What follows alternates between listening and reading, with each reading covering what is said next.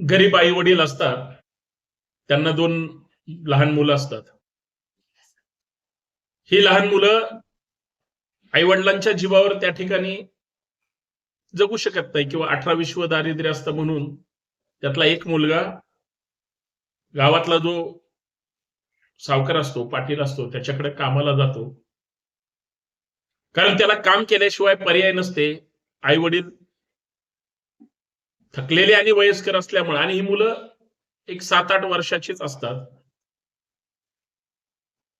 तो कामाला जातो, कामाची मागणी करतो, परंतु फक्त त्याला जेवायला देऊन त्याच्याकडून काम करून घेतलं जातं. त्या पोरांना राग येतो.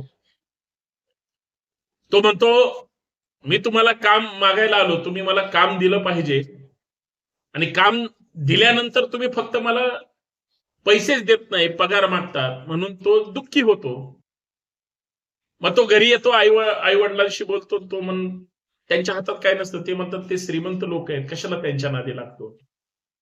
पण तो मुलगा असंच कुणाला तरी बोलल्यानंतर ते सांगतात की तू तक्रार कर कुणाकडे तरी. मग तो थेट पोलीस स्टेशनकडे जातो आणि पोलिसांकडे तक्रार, माझी ही पगार देत नाहीत म्हणून. तो ज्यावेळेस अधिकाऱ्यांना बोलतो त्यावेळेस पोलीस अधिकारी म्हणतो की तुझी अशी तक्रार आम्ही घेऊ शकत नाही, तुला जर काही मारहाण झाली किंवा तू त्याला जर काही केली तरच तक्रार होऊ शकते. तरी पण तो त्याचे पैसे सोडत नाही, कारण त्याला त्या पैशातून त्याच्या आईला साडी घ्यायची असते, घरात काहीतरी त्याला आणायचं असतं, आणि त्याची ती एक मनातली इच्छा असते, पण तो बोलून दाखवू शकत नाही. आणि इकडे तो गावचा मुखिया जो असतो तो काय त्याला कामाचे पैसे द्यायला तयार होत नाही किंवा देत नाही. 1 महिना झाला, 2 महिने झाला, 3रा महिना उजडतो तरी त्याला पैसे मिळत नाहीत. हे 8-10 वर्षाचं पोरग असतं. आणि ग्रामीण भागात, खेडेगावात तुम्ही म्हणाले बालमजूर असतात, असं काय कामाला शेतातली कामं जी पडेल ती तो करतो. परंतु हे होत असताना त्यानं पोलिसाकडे तक्रार दिली आणि ती घेतलेली नसल्यामुळे तो मारहाण त्या पोलिसांनी सांगितलेली त्याच्या लक्षात असते. तो परत त्या सावकाराकडे जातो, भांडतो, एकेरी बोलतो, आणि या सगळ्या गोंधळामध्ये तो रागात आलेला तो प्रतिष्ठित व्यक्ती त्याला मारहाण करतो, रक्त त्याच्या नाकातोंडातून येतं. तो ज्यावेळेस परत पोलिसांकडे येतो ते म्हणतो, बघा मला ह्यानी कसं जनावरासारखं मारलंय. मग तो तक्रार देतो, त्याची तक्रार घेतली जाते आणि पोलीस फक्त फोन करायचीच कोशिश. तो माणूस चौतात होतो, त्याच्या गाडीत ते 2-4 माणसं भरतो आणि ह्या पोरायला शोधायला सुरुवात करतो. ज्यावेळेस हे पोरग आता घाबरून गेलेलं असतं, कारण गावामध्ये अल्पसंख्याक घर यांची छोटी छोटी गरिबाची घरं, आई वडील घाबरून जातात, अजून एक त्याचा भाऊ असतो तो घाबरून जातो. मग याच्याकडे दुसरा काही पर्याय नसतो, तो गावातून उठतो, म्हणजे पळून जातो तिथून, गावाच्या बाहेर येतो, हायवेला लागतो, तिथून कशात तरी बसतो. त्याला काहीच कळत नाही, साधा भोळा पोरग असतं, आणि तो त्याच्या गावातून थेट शहरांमध्ये येतो. आणि त्याच दरम्यान, म्हणजे त्याचं गाव उत्तर प्रदेशमध्ये एका खेडेगावातलं असतं, त्याला काहीच माहित नसतं. उधमपूर का उधमनगर हे सुद्धा त्याला घेता येत नसतं. तिथून तो दिल्ली सारख्या ठिकाणी येतो आणि तिथून तो कुणासोबत तरी, त्याचा एक मित्र असतो जो की तिथंच एका पुलावर बसलेला असतो, ना अचानक ओळख होती, काम नाही, मला काम करायचंय वगैरे वगैरे असं तो सांगतो. मी आता गावात जाऊ शकत नाही कारण मला गावामध्ये मारहाण करतील. तो त्याला घेऊन तो त्याच्या जिथं कामाच्या ठिकाणी जातो, पोर्ट ब्लेअरला, दमनदीव मध्ये, त्याचं गाव. आणि हे त्या मुलाच्या लक्षात सुद्धा राहत नाही. काळानुसार तिथं 7-8-10 वर्ष होतात, पण तो तिथं कामाला गेल्यानंतर अख्खी कंपनी, एक सुनामी येते, वादळ येतं, त्याच्यात ती कंपनी सगळी बुडून जाते. त्याचा ज्या मित्रासोबत तो आलेला असतो तो त्याला भेटत नाही, पण त्याचा जीव वाचलेला असतो. तो लहान असल्यामुळं त्याचा जीव तिथलंच एक राहणारा व्यक्ती त्याला तो वाचवतो. परंतु कालानुरूप त्याचं सगळं संकोपन ती नवरा बायको करतात. त्यांनाही तसं काही मुलबाळ नसतं. परंतु याचा वापर जसं इकडचा पाटील फक्त कामातले त्या ठिकाणी जेवण म्हणूनच त्याला मोबदला द्यायचा, इतर पैसे द्यायची गरज नाही असं राबवून घ्यायचा, तसं तो इथं पोर्ट ब्लेअर मध्ये सुद्धा त्या गावामध्ये तो त्याला एक 8-10 शेळ्या घेऊन देतो आणि त्याला तो, कारण जंगली भाग आहे, डोंगर दऱ्यांमध्ये तो शेळ्या राखण्याचंच काम करतो. पण या सगळ्या ह्याच्यामध्ये लहानपणापासून त्याला एक चांगली सवय असते, ती म्हणजे बासरी वाजवण्याची. लहानपणी सुद्धा तो बासरी वाजवून आई वडिलांचं मन कितीही दुःख असले तरी विसरून लावायचा. तसाच तो या शेळ्यांच्या पाठीमागे गेल्यानंतर तो तिथं बासरी वाजवूनच सगळ्यांना मंत्रमुग्ध करून टाकायचा. माणसानी जरी नाही ऐकलं, कौतुक केलं, तर ती मुखी जनावरी शेळ्या मात्र त्याच्या सोबतच राहायच्या. पण तो घरापासून तो जिथं शेळ्या घेऊन जायचा राखेपर्यंत मध्येच एक पोलीस ट्रेनिंग सेंटर होतं आणि दरम्यानच्या काळात तिथं जो पोलीस शिपाई काम करत होता त्याला नुकतीच त्या ट्रेनिंग सेंटरला, जे पोलिसांचं प्रशिक्षण केंद्र असतं, त्याला नुकतीच सुट्टी लागलेली असते. आणि मग तो ऑफिसच्या आतमध्ये जो असतो, पोलिसांची एक फिरती ड्युटी असते चतुर्थ श्रेणी कर्मचाऱ्यांची. तर या महिन्याभराच्या काळात त्याला आतला तो कर्मचारी त्याला बाहेर गेटवर ड्युटी देतात. म्हणजे त्यानं गेट गार्ड म्हणून बाहेर फक्त जसं वॉचमॅन असतात तशी सुरक्षा करायची. तो दररोज सकाळी ज्यावेळेस हा शेळ्या घेऊन जात असताना गेटवर बसलेला तो पोलीस शिपाई याच्या त्या बासरीच्या मंत्रमुक्त आवाजाने, त्या संगीताने याचं मन भारावून जातं. त्याला ते कौतुक वाटतं की एका शाळेच्या म्हणजे राखणारा जो काही हा मुलगा आहे, ज्याचं वय आता तो वयानेही मोठा झालेला असतो, म्हणजे 15-20 वर्षांनी तो ह्या शेळ्याच्या मागे असल्यामुळं, आणि पहिले 10-12 म्हणजे तो एक 20-25 वर्षाचा तरी तरुण असावा.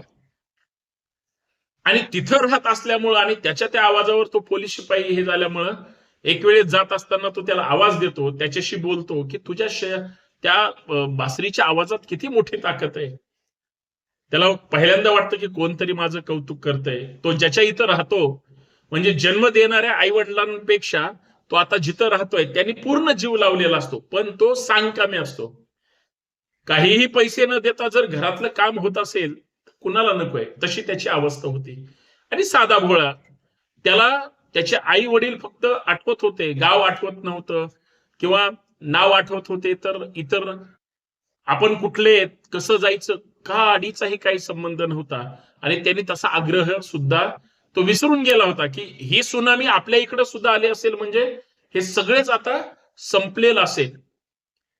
पण ह्या पोलीस शिपाईंनी मात्र त्याला बोलतं केलं, त्याचं कौतुक केलं. 1दा 2दा 10 वेळेस त्याच्या समोरून तो जायचा. एक दिवशी त्याला विचारलं की अरे तू कुठला आहे, तू इतकी सुंदर बासरी वाजवतोय, असं जर अजून चांगलं तू प्रशिक्षण जर घेतलं तर तू मोठा गायक होऊ शकतो. हे सगळं ज्यावेळेस त्याच्या कानावर पडलं, तो म्हणला मी एक साधा आहे, जनावरं राखणार आहे, मी कुणाकडे शिकलो नाही, असंच म्हणत म्हणत शिकलो. त्याला त्याचं कौतुक वाटतं. पण त्याचं गाव विचारलं जातं, त्याचे आई वडील, त्याच्या घरात कोण कोण आहे हे विचारलं जातं. त्याला काहीच कळत नाही.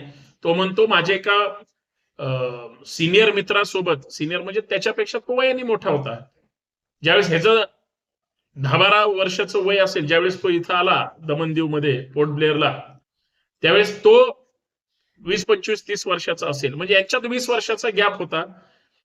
हे त्यांनी सांगितलं मला आता काहीच आठवत नाही. मग त्यांनी लखननगर म्हणून सांगितलं. ते लखननगर होतं का लाखननगर होतं की काय होतं, हे त्या पोलिसाला मात्र उत्सुकता लागली.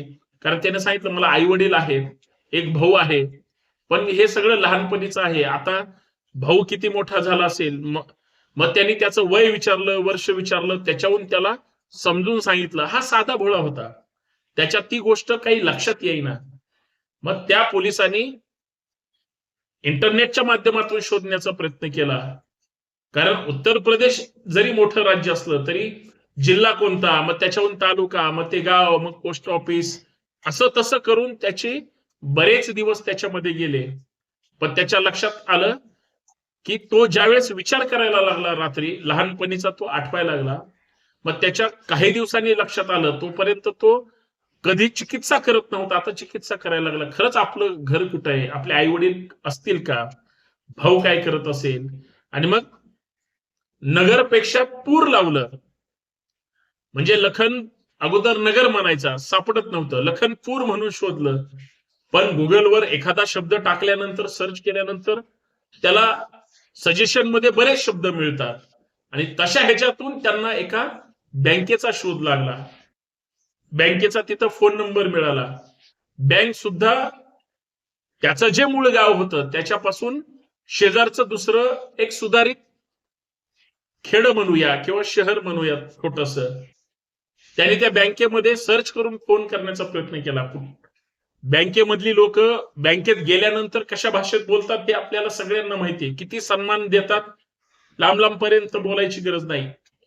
हिथं तर फोनवर बोलायचं. तिथल्या सुद्धा बँक कर्मचाऱ्यांनी तसंच उडवाउडवीची उत्तर दिली. पण बँकेत एक कर्मचारी जो काम करत होता तो त्या गावचा होता. हे 1-1.5 मिनिट एकदा दोनदा फोन केल्यानंतर त्या माणसानं त्याला सांगितलं. मग त्यांनी याचं नाव सांगितलं, या नावाचा हा व्यक्ती आहे. आणि त्याला तो इकडं 15-20 वर्षापासून राहतोय, म्हणजे आज त्याचं 25-30 वय असावं. तो म्हणतो अशी घटना माझ्या इथं झालेली आहे, परंतु ती लोक माझ्या घरापासून पण राहतात, परंतु त्यांनी अपेक्षा सोडली. ज्यावेळेस लहानपणी भीतीनं निघून गेलेला पोरगा परत 15-20 वर्ष झालं आलेला नाही, तर तो जिवंत आहे की काय हे काहीच माहित नाही. या सगळ्या गोंधळामध्ये अचानक घरातून निघून गेलेला तो जिवंत असेल का नाही. आई मात्र 15-20 वर्ष रडून रडून रडून तिचे डोळे खराब झाले, वय थकून गेलं. वडील अचानक 2 वर्षापूर्वीच एक्सपायर झाले. हे त्या कर्मचाऱ्यांनी त्या पोलीस शिपायाला सांगितलं. पोलिसाचं याच्यामध्ये काहीच काम नव्हतं. गेट समोरून जाणारा आणि गेट समोरून येणारा, फक्त त्याच्यातल्या कलेमुळं त्यानं त्याचं मन जिंकलं होतं. आणि त्याने एक ठाण मांडलं होतं की मी ह्याच्या घरापर्यंत याला पोहोचवण्याचा प्रयत्न करेन, याला मदत करेन. आणि त्यांनी बँकेच्या त्या कर्मचाऱ्याशी बोलल्यानंतर तो ज्यावेळेस गावाला गेला शनिवारी रविवारी, त्याने तिथं विचारपूस केली. आणि हा जो पोलीस शिपाई गेटवरचा जो सांगत होता तसंच त्या ठिकाणी, पण त्याच्या घरी फोन असेल नसेल माहित नव्हतं. या बँक कर्मचाऱ्याच्या फोनवर त्या पोलीस शिपायाने फोन केला. यांचा परत दुसऱ्या सोमवारी फोनवर चर्चा झाली की हो असं घर आहे. याला सांगितलं, जो हा सुंदर बासरी वाजवणारा जो तिकडून निघून आलेला आहे, की अरे तुझ्या घरी असे आहेत आणि तुझ्या आईवडिलांचा ठाव ठिकाणा लागला. जो व्यक्ती, जो तरुण, ज्या पोरांनी आपले आई वडील भेटतील, भाऊ भेटल याची अपेक्षा सुद्धा सोडलेली होती, ते आई वडील त्याला अचानक भेटतायत किंवा भाऊ भेटतोय, तो लहानपणी पाहिलेला आहे, तो मोठा आता कसा झाला असेल वगैरे वगैरे, ह्या सगळ्या गोष्टी. तर या सगळ्या घटनांमधून त्याच्या लक्षात आल्यानंतर त्याच्या डोळ्यातून पाणी आलं. पण इथं ट्विस्ट आला. तो ज्यावेळेस शेळ्या घेऊन घरी आला आणि ज्यांच्याकडे तो राहत होता त्यांना सांगितल्यानंतर त्यांच्या पोटात मात्र दुखायला लागलं. ते म्हणले हा पोलीस तुझा काहीतरी, तुला इथून घेऊन जाईल, तुझं बरं वाईट करेल, तुला विकून टाकेल, तुझ्याशी काहीतरी चुकीचं करेल. आणि मग त्यांच्या नवरा बायकोंची चर्चा झाली. हा आपल्या इथं राहतोय, आपले सगळी कामं हा करतोय, अचानक हा निघून गेला तर मग आपलं ही सगळं काम कोण करणार. त्यांची दुःख वेगळी होती. पोलीस शिपायांनी मात्र ठाण मांडलं होतं. तो त्यांनी प्रयत्न केला आणि त्याचा जो भाऊ होता लहान, त्याच्याशी त्या पोलीस शिपायांनी संवाद साधल्यानंतर, कारण तो सुद्धा त्या गावातून दुसऱ्या गावात कामानिमित्त जायचा, तोही शनिवारी किंवा रविवारी यायचा. रविवारी यायचा. तो रविवारी आल्यानंतर त्याचं संपर्क नंबर मिळाला, मोबाईलवर बोलणं झालं, त्याच्या डोळ्यात अश्रू आले. त्यांनी आईला सांगितलं, पण वडील गेलेले. त्यांनी त्या पोलीस शिपायाला सांगितलं, पण या तरुणाला सांगितलं नाही, जो सुंदर बासरी वाजवत होता. भाऊ सुद्धा भेटण्यासाठी उत्सुक त्या ठिकाणी राहिला. पण आता दमन दीववरून पोलीस शिपाई जाऊ शकत नाही. पोलीस शिपाई त्याच्या आईसोबत राहत होता. बायको सुद्धा त्याची स्पर्धा परीक्षेत अभ्यास करत होती, त्याच्यामुळे ती शहरामध्ये होती. मग ह्याला तिकडे घेऊन जाणार कोण, ती जबाबदारी घेणार कोण? त्याची आई दररोज मंदिरात जायची, अपेक्षा करायची. ती तिथं साहजिक आहे, वयस्कर माणसं असतात, माझं हे भलं होऊ दे, ते भलं होऊ दे, अशी विनंती मागणी करायची. तिचा मुलगा तर पोलीस शिपाई होता, त्यामुळे ती स्वतःसाठी काही मागत नव्हती, पण तिनं तिच्या मुलाकडून या मुलाचा जो आई वडिलांचा शोध सुरू आहे तिच्यासाठी प्रार्थना केली. त्या पुजाऱ्याने एकदा ऐकलं, ती म्हणली भगवान के मंदिर में आए हो तो आपका हो जाएगा वगैरे वगैरे, अशा सगळ्या ज्या गोष्टी असतात, ज्या आपल्या एक सांप्रदायिक कल्पना असतात. पण तोच पुजारी ज्यावेळेस ही दुसऱ्यांदा ती आई गेली त्या पोलीस शिपायाची, त्यावेळेस तिनं त्याला सांगितलं की ह्याला त्याचे आई वडील कुठं आहेत ते मिळाले, गाव मिळालंय, फक्त आता याला तिकडं पाठवायचंय. तो आनंदित झाला. फक्त प्रॉब्लेम असा आहे की त्याला आता कसं पाठवू. त्या मुलीला सुद्धा म्हणजे तो जो मुलगा आहे त्याला जिकडे जायचं होतं त्याला सुद्धा उत्सुकता होती, पण जायचं कसं हे पोलीस शिपायापासून सगळ्यांसमोर संभ्रम निर्माण झाला होता. आईनं मात्र ज्यावेळेस त्या पुजाऱ्यासोबत बोलल्यानंतर पुजारी म्हणला, मी माझ्या मुलीला भेटायला जाणार आहे तिकडेच बनारसला, तर जाता जाता मी सोडू शकतो, पण याची परिस्थिती, हा जनावराकडे शेळ्या राखणारा ह्याच्याकडे पैसे नव्हते. परंतु त्या पोलिसांनी खास विमानाने त्याची व्यवस्था केली, कारण हा पुजारी सुद्धा जाणार होता. तो गेला. ज्यावेळेस विमानतळावरून एअरपोर्टला उतरला तोपर्यंत त्या पुजाऱ्यांनी त्याच्या भावाचा नंबर दिला होता. संवाद झाला. 15-20 वर्षांनी आपला भाऊ भेटतोय, त्याच्या डोळ्यामध्ये वेगळाच आनंद होता. तोपर्यंत हा मोठा भाऊ असून हा फक्त शेळ्याच राखत होता, याचं लग्न वगैरे झालं नव्हतं, कोण मुलगी देणार. इकडे मात्र हा लहान असून सुद्धा त्याचा विवाह झाला होता. तो बायकोला घेऊन यांना भेटायला, रिसीव्ह करायला आला होता. वाट पाहत होते बऱ्याच वर्षांनी भेटणारे, काय माझा भाऊ कसा असेल, कसा दिसत असेल वगैरे वगैरे. साधा भोळा माणूस, गरीब कुटुंबातली ही सगळी माणसं, यांच्या फार अशा काही वेगळ्या अपेक्षा आणि वेगळं काही ह्यांनी तसं हे केलेलं नव्हतं. पुजारी त्याला घेऊन आल्यानंतर याने ओळखलं की एकच व्यक्ती असेल जो माझा भाऊ असेल, ज्याच्या हातात बासरी असेल, कारण तो बासरी खूप छान वाजवायचा. त्याच्यावरूनच तो येत असताना त्याला ओळखलं.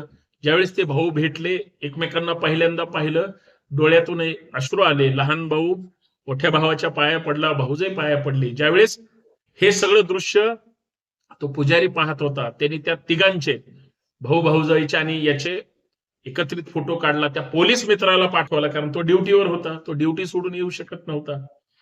तिकडं ते आनंदी झाले, कारण एक पोलीस शिपाई अजून त्याचे एक मित्र होता, एकमेकांच्या मदतीनं त्यांचं सर्चिंग होतं, आणि ते दोघं ही माहिती कळाल्यानंतर आनंदी झाले. ज्यावेळेस हे घरी आले, या जो बँकेचा कर्मचारी आहे, ज्याने हे सगळं घडवून आणलं होतं, त्या गावचा रहिवासी आणि त्यांच्या त्या बँकेचा मॅनेजर, ह्या दोघांमुळे ही सगळी समेट झाली होती. त्यांनी जंगी स्वागत केलं होतं, साध्या ह्याच्यात हलकी घेऊन, हार वगैरे घेऊन. घरी आल्यानंतर तो त्याच्या आईला शोधत होता, माझा काय एवढा त्या ठिकाणी स्वागत सत्कार होतोय. तो आईला शोधत होता, वडिलांना शोधत होता. ज्यावेळेस आईला भेटला, वडील तर कुठं दिसेना, पण आल्यानंतर त्याला ज्यावेळेस कळलं की त्याचे वडील नाहीत, तोही ढसाढसा रडला. आई तर पोरगा एवढ्या वर्षांनी ज्याची अपेक्षा सुटली होती त्याला पाहिल्यानंतर सुद्धा तीही ढसाढसा रडली. त्यांनी गावी पोहोचल्यानंतर, घरी पोहोचल्यानंतर ज्यावेळेस पोलीस त्या मित्राला फोन केला, त्यावेळेस त्यानं त्याच्या आयुष्यातलं जे काही सुख असेल, आनंद असेल, त्या काही शब्दातून त्याचे धन्यवाद मानण्यामध्ये व्यक्त केले. एक घरापासून विभक्त झालेला, घरापासून निघून गेलेला तो भाऊ आज मात्र भेटला गेला, आणि आई भेटली गेली, कुटुंब भेटलं गेलं, ते फक्त तुमच्यामुळं. हा त्या पोलीस शिपाई बांधवाला तो बोलू लागला. खरं तर आयुष्यात कोण कुठं, कुणाच्या टप्प्यावर कुणाला कोण भेटेल हे सांगू शकत नाही, पण आयुष्याच्या या टप्प्यावर चांगली माणसं भेटली तर आपण काहीही मिळू शकतो, किंवा बिछडे हुए दिल हो या आदमी हो मिल सकते है, अशी ती परिस्थिती होती, आणि तो त्याच्या कुटुंबात विसवला. बांधवांनो, मार्ग चुकलेला जरी असला, कसंही निघून गेलं असलं तरी तुमच्या नशिबात तुमचं कुटुंबाचं किंवा आपलं जे प्रेम असतं किंवा तो जो स्नेहसंबंध असतो तो खूप काही वेगळा असतो. ते प्रेम मिळवणं अपेक्षित असतं. फक्त तुमची भावना निस्वार्थी पाहिजे. म्हणून एवढीच विनंती आहे. आयुष्याच्या टप्प्यावर कोण जर मदत मागत असेल, कुणाला मदतीची गरज असेल, प्रयत्न फक्त मदतीचा करा. आयुष्यात त्यालाही मार्ग मिळेल आणि तुम्हालाही समाधान. धन्यवाद. व्हिडिओ कसा वाटला नक्कीच कमेंट करून प्रतिक्रिया द्या. आवडला असेल तर व्हिडिओ इतरांना पाठवा. धन्यवाद.